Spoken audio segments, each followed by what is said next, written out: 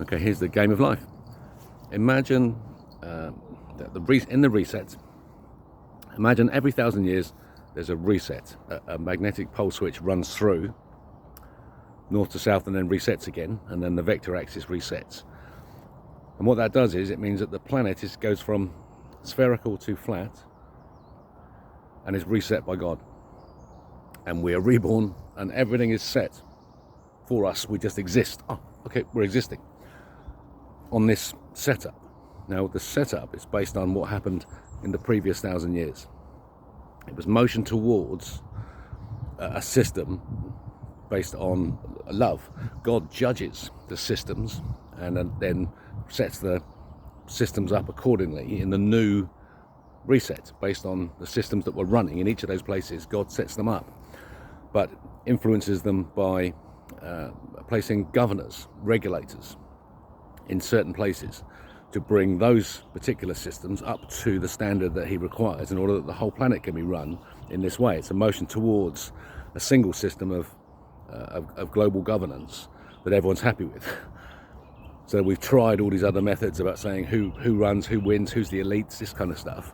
And so the elites must be the intellectuals, must be the smartest, most wise people, but they must come at it from love, and everyone must trust them. So all the people must love and trust the elites who run the global system.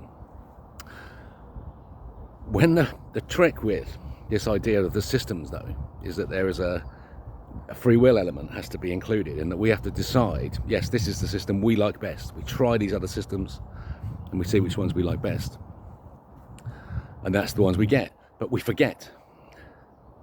When the reset comes through, we forget, why is the system like this? Okay, I am, for example, the British Empire. We worked out that we were eternal souls, how the system should be run, and we started to set up structures here that would last for thousands of years. The railway viaducts, for example, everything we built was built for last thousands of years. Why? Because God built it for us. During the resets, we were planning this stuff. But when the resets come through, we get the system that we've designed in our minds, that we're working towards. See, we just jump ahead in time to the place where we had built it. We don't have to work out how we built it. We just knew there was a way of building it, and therefore it can now exist, and the universe can render it for us. So as the British governors, we're going, well, wow, we're running these countries for why?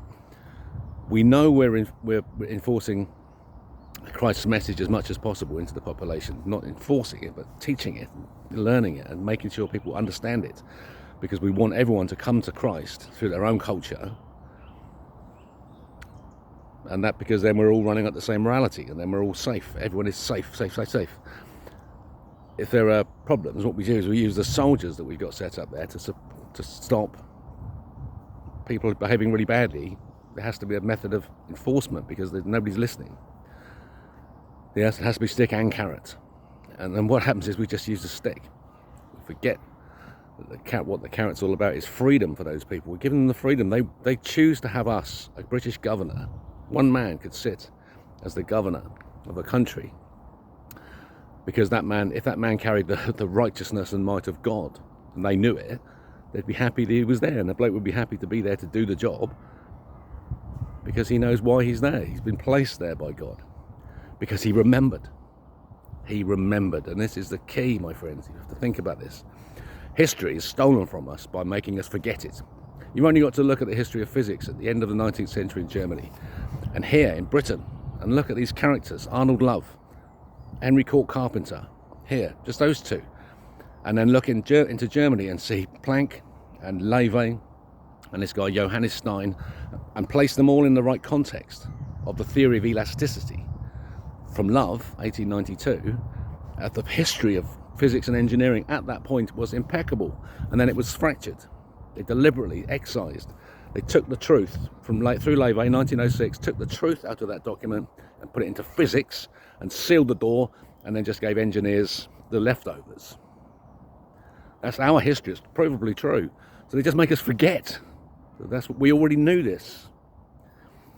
So this period now, there's a massive reset, and I mean massive, coming, because it's been so corrupted for so long. The shell of the universe, which is now ready to go through this magnetic pulse width system is egg-shaped.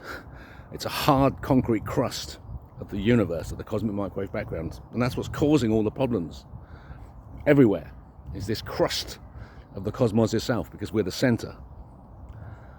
Egg-shaped, but it's going to go flip, bang. We're going to go from a spherical existence of mass to a disk existence of mass. The planet will be flat, but it will seem the same.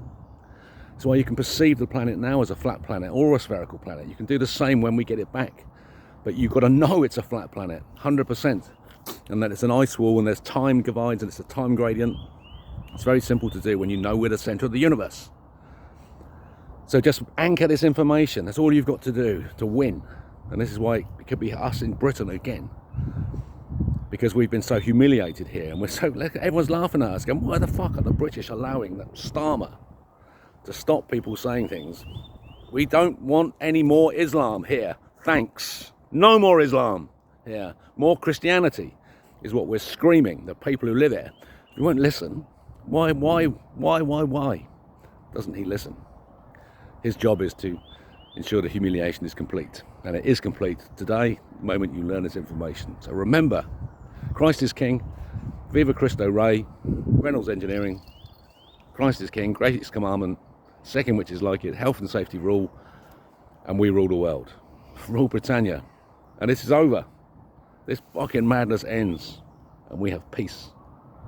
Peace here, in our minds, in the kingdom of our hearts. Ready?